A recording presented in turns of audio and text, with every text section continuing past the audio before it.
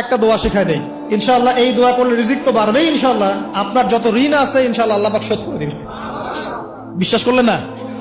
এই দোয়া শিখাই দিচ্ছি, এজন্য আমাকে হাদিয়া দেওয়া দরকার, স্পেশালি আমাকে এখন হাদিয়া দেওয়া দরকার। এটা গুরুত্বপূর্ণ দোয়া শিখাই দিচ্ছি। আলী রাদিয়াল্লাহু আনহু বলেছেন, কোন ব্যক্তির যদি পাহাড়ের সমানও ঋণ থাকে, এই দোয়া যদি আমল করে আল্লাহ পাক ওই ঋণও শোধ করে দিবেন ইনশাআল্লাহ।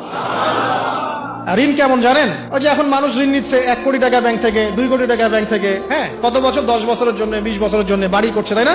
তার ধারণা এমন যে সে মারা গেলে তার ঋণটা কেউ না কেউ শোধ করে দিবেই দিবে, তাই তো? আর আল্লাহ রসুল কি বলছেন দেখেন, একজন মারা গেছেন, নবী সাল্লাল্লাহু আলাইহি ওয়াসাল্লামের সময় একজন মারা গেছেন। তো নবী করিম সাল্লাল্লাহু আলাইহি ওয়াসাল্লাম বলছেন, এই ব্যক্তির কি কোনো ঋণ আছে?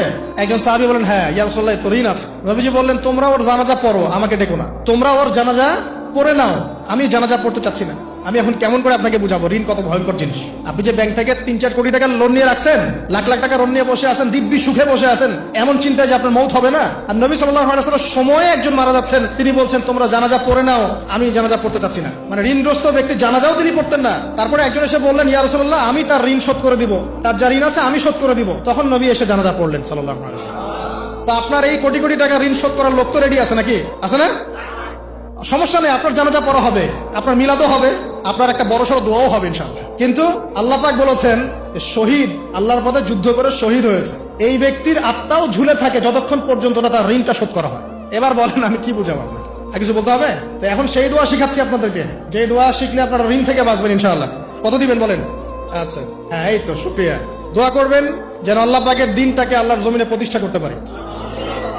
আমার সাথে বলেন, দোয়াটা হচ্ছে, আল্লাহুম্মা ইকফিনি বিহালালিকা আন হারামিকা ওয়া আগনিনি বিফদলিকা আম্মান সিওয়াকা। এই দোয়াটা ছোট না?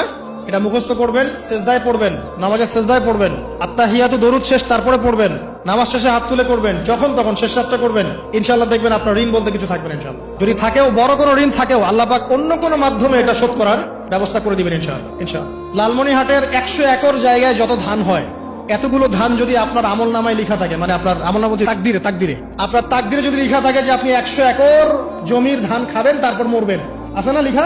একটা দানা কম বেশি হবে? আপনি যদি আল্লাহর প্রতি তাওয়াক্কুলি করেন, তাহলে আপনি আল্লাহর পথে থাকবেন, বিশ্বাস করবেন যে আল্লাহ পাক যেটা লিখে রাখছে আমার তাকদিরে রিজিক, এর একটা দানা রেখেও আমি পৃথিবী থেকে যাব না, সিম্পল। তখন আপনার অন্য পথে যাওয়ার কোনো কারণ নাই। আর যখন আপনি বিশ্বাস করবেন না, না এটা আমার হাতে, আমি যত পরিশ্রম করব তত রিজিক বাড়বে, আমি যত ঘুষ নিব তত বাড়বে, যত সুদ খাবো তত বাড়বে, যত দুর্নীতি করবো তত বাড়বে, তখন তো রিজিকের এই পুরো দায়িত্বটা আল্লাহ পাক আপনার হাতে ছেড়ে দিবেন। আল্লাহ পাক আপনাকে কোনো বারাকা দিবেন না। ইয়ামহাকুল্লাহু রিবা ওয়া ইউরবিস সাদাকা। সদকা করলে সম্পদ বৃদ্ধি পায়, আর রিবার মধ্য দিয়ে সম্পদ ধ্বংস হয়ে যায়, একদম মাটিতে মিশে যায়। কিভাবে ধ্বংস হয় সেটা এখন আলোচনা করার সুযোগ নাই, সময় নাই। আমি ইনশাআল্লাহ আরেকদিন শুধু রিবা নিয়ে আলাদা আলোচনা করবো ইনশাআল্লাহ। এটা সমাজের নিচু লেভেল থেকে উঁচু পর্যন্ত দরিদ্র মানুষদেরকে আরো দরিদ্র করবে, আর ধনীদেরকে আরো ধনী করবে। সম্পদ এক শ্রেণীর মানুষের হাতে গিয়ে জমা হয়ে যাবে, সবার হাতে সম্পদ এভাবে সার্কুলেট করতে থাকবে না। আর যখন আপনি জাকাত ভিত্তিক অর্থনীতি চালু করবেন, সদকা করবেন, হালালে থাকবেন, ব্যবসা করবেন, তখন সম্পদ এক হাত থেকে আরেক হাতে ঘুরতে থাকবে। এটা এমনি বুঝবেন না, ইনশাআল্লাহ আরেকদিন বুঝাবো। আসেন, যে দারিদ্রতা দূর করতে চান, সচ্ছলতা চান, কয়েকটা কাজ করেন। এই যে বললাম, 1 নাম্বার সূরাতুল ওয়াকিয়া তেলাওয়াত করেন, 5 ওয়াক্ত নামাজ জামাতে পড়েন, ডেইলি কিছু সময়ের জন্য কোরআন তেলাওয়াত করেন, আর আল্লাহর কাছে রিজিক চান, জিকির বেশি বাড়ায় দেন। পারবেন না ইনশাআল্লাহ?